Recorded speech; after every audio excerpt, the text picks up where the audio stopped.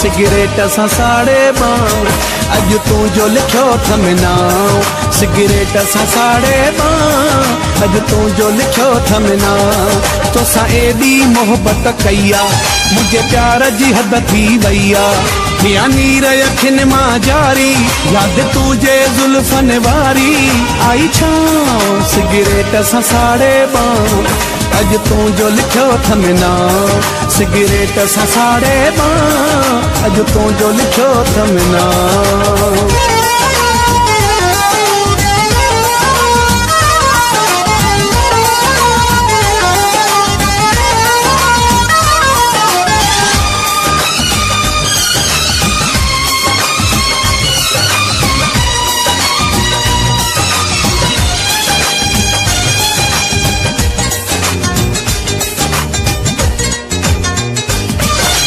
तुझे यादिन मूंखे अहिड़ो वरायो हो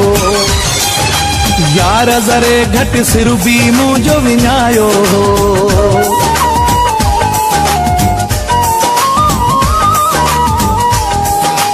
तुझे यादिन अहिड़ो मूंखे वरायो हो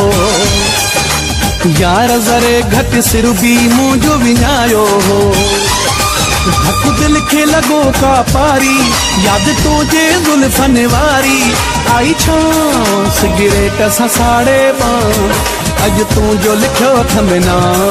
सिगरेट सां साड़े बां अज तू जो लिखियो थमनाओ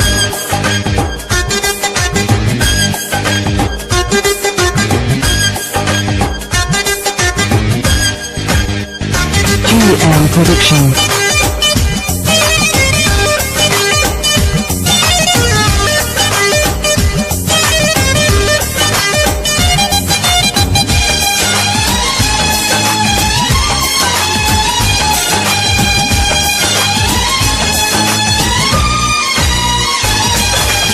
लुड़का सारूं मुंहिंजे नसीबनि में आहिनि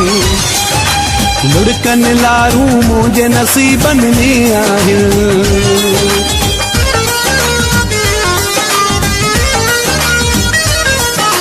सुडका सारूं मुंहिंजे नसीबनि में आहिनि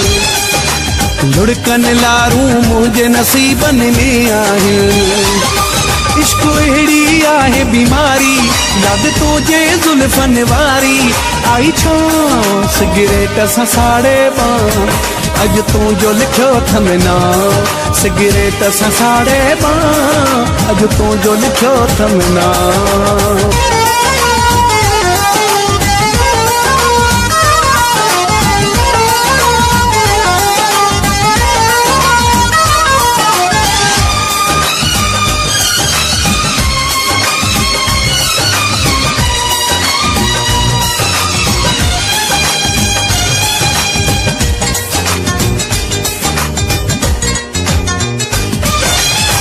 समहर जो सूरन साहु सुकायो आ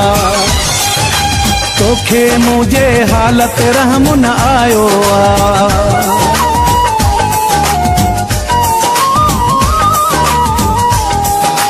शम्स महर जो सूरन साहु सुकायो आ